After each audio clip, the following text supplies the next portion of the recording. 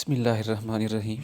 अस्सलामु अलैकुम dear students, आज हम chapter number 3 coordination and control के एक बहुत ही important topic that is human nervous system को डिस्कस करने जा रहे हैं। ह्यूमन नर्वस सिस्टम को हम दो मेजर कंपोनेंट में डिवाइड करते हैं। The first one is central nervous system and second one is peripheral nervous system. अगर हम इसको थोड़ा सा जो है वो डायग्राम में देखें तो ये जो हमारे पास एक्चुअली सेंट्रल नर्वस सिस्टम है, इसमें हमारे पास क्या आता है जी, ब्रेन और प्लस क्या आता है, स्पाइनल कॉर्ड। देखिए ये आपके पास क्या है जी, फॉर एग्जांपल एक इंडिविजुअल है और इस इंडिविजुअल का ये जो आपके पास पार्ट है इसे हम क्या कहते हैं जी, ब्रेन का नाम देते हैं। ये जो पार्ट है आपके पास क्या है जी, ब्रेन। अब इसी ब्रेन के साथ जो आपके पास एक और स्ट्रक्चर जो है अटैच है, दैट इज़ स्पाइनल कॉर्ड। ये जो एक ट्यूबुलर बंडल है, इस ट्यूबुलर बंडल को हम क्या कहते हैं जी, स्पाइनल कॉर्ड का नाम देते हैं। तो सेंट्रल नर्वस सिस्टम में दो चीज़ें आ जाती हैं, एक आपके पास ब्रेन है और इसी ब्रेन से जो स्ट्रक्चर ओरिजिनेट होता है इसे हम कहते हैं स्पाइनल कॉर्ड। और सेकंड है हमारे पास पेरिफेरल नर्वस सिस्टम। एक्चुअली ये जो पेरिफेरल नर्वस सिस्टम है ये सेंट्रल नर्वस सिस्टम से क्या होता है जी, अराइज होता है।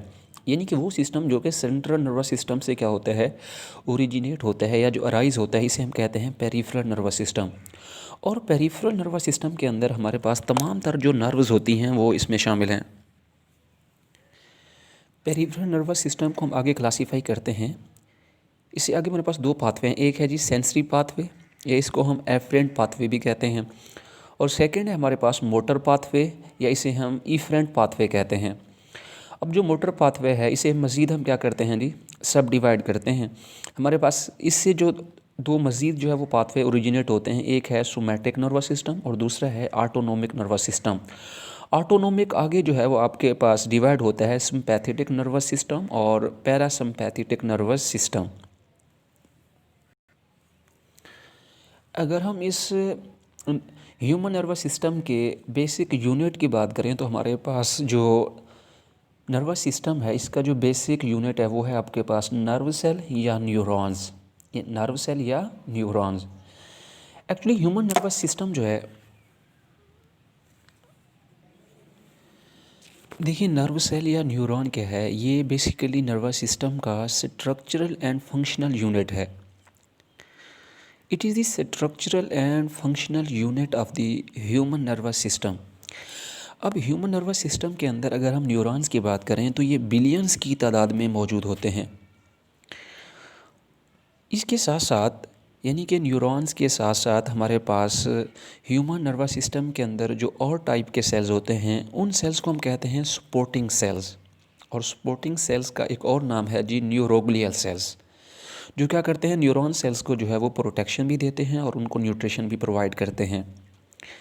अगर हम नर्व सेल के फंक्शन की बात करें तो इनका जो मेन फंक्शन होता है वो क्या करते हैं, एक्चुअली नर्व इम्पल्स जो होता है इसको कंडक्ट करते हैं। यानी कि हमारी बॉडी के अंदर जो एक कम्युनिकेशन होता है या जो एक कोऑर्डिनेशन होता है उसको क्या करते हैं, ये मेंटेन रखते हैं। बेसिकली जो नर्व सेल हैं या जो न्यूरॉन्स हैं ये क्या करते हैं कि हमारे जो सेंस ऑर्गन्स हैं वहाँ से क्या करते हैं, मैसेज को लेकर जाते हैं, यानी कि रिसेप्टर के थ्रू हमारे कोऑर्डिनेटर तक, और फिर कोऑर्डिनेटर से उस मैसेज को लेके जाते हैं इफ़ेक्टर तक, और इफ़ेक्टर क्या करते हैं कि रिस्पॉन्स अपना जो है वो एक रिस्पॉन्स शो करते हैं। Neurons are the special cells that are able to conduct nerve impulse from receptor to coordinator and from coordinator to the effector, from coordinator to the effector.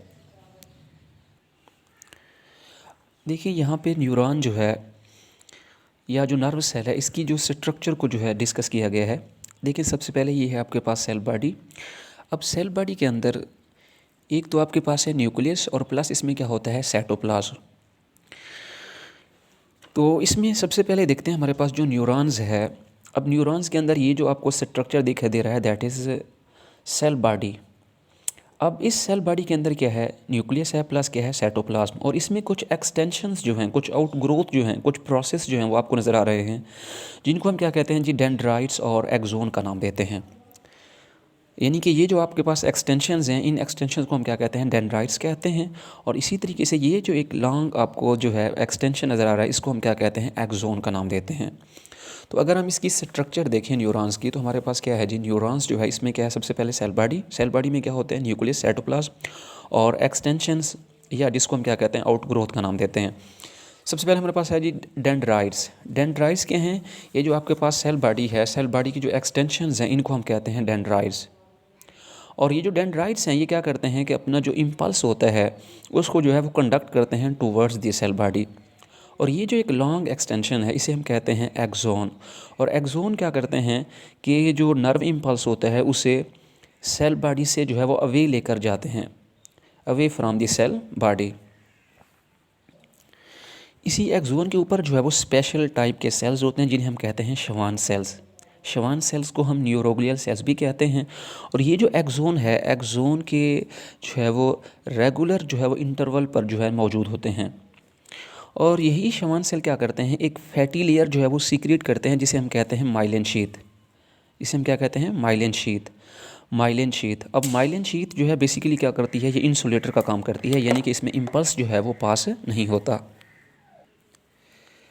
इन्हीं माइलिन शीथ के दरमियान कुछ between the myelin sheath there are non myelinated points, और इन non myelinated points को हम नाम देते हैं जी nodes of Ranvier. Nodes of Ranvier. Actually यहाँ से जो इम्पल्स होता है वो जंप करता है फ्रॉम नोड टू नोड, यानी कि they jump over the myelin sheath so that they increase the speed of the nerve impulse. और ऐसे इम्पल्स को हम क्या कहते हैं जी, साल्टेटरी इम्पल्स का नाम देते हैं।